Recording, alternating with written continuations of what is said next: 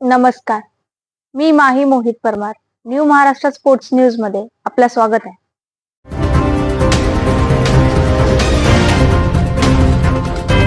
बीसीसीआयच्या देशांतर्गत 2024 ते 25 वर्षातील रणजी सह 4 सामने सोलापुरात.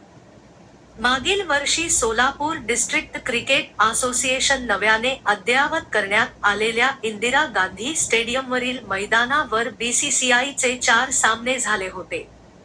त्यापैकी 2 सामने रणजी आणि 1 सामना कूच बिहार व सी.के. नायडू यातील 3 सामने महाराष्ट्राने जिंकले. यावर्षी महाराष्ट्र क्रिकेट असोसिएशन कडून पुन्हा एकदा सोलापूरवर विश्वास आणि आंतरराज्य सामने आयोजनाची संधी.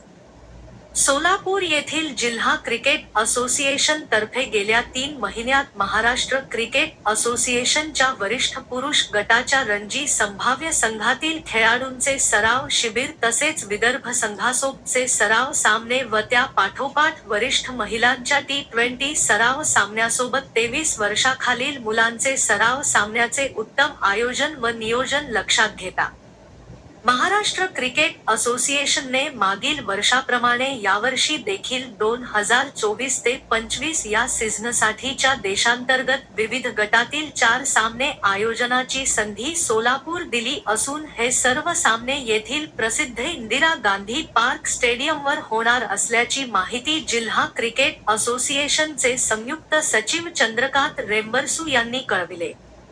महाराष्ट्राच्या या 4 सामन्यात देशातील प्रसिद्ध क्षा रणजी स्पर्धेतील दुसऱ्या सत्रातील 1 सामना, तर 2 सामने 19 वर्षाखालील मुलांच्या कूच बिहार स्पर्धेतील आणि 1 सामना 23 वर्षाखालील मुलांच्या सी.के. नायडू स्पर्धेतील आहे.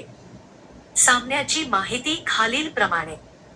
6 ते 9 नोव्हेंबर 19 वर्षाखालील महाराष्ट्र विरुद्ध केरळ. 20 ते 23 नोव्हेंबर 19 वर्षाखालील महाराष्ट्र विरुद्ध आसाम.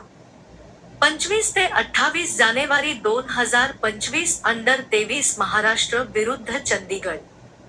30 जाने ते 2 फेब्रुवारी 2025 रणजी सामना महाराष्ट्र विरुद्ध त्रिपुरा.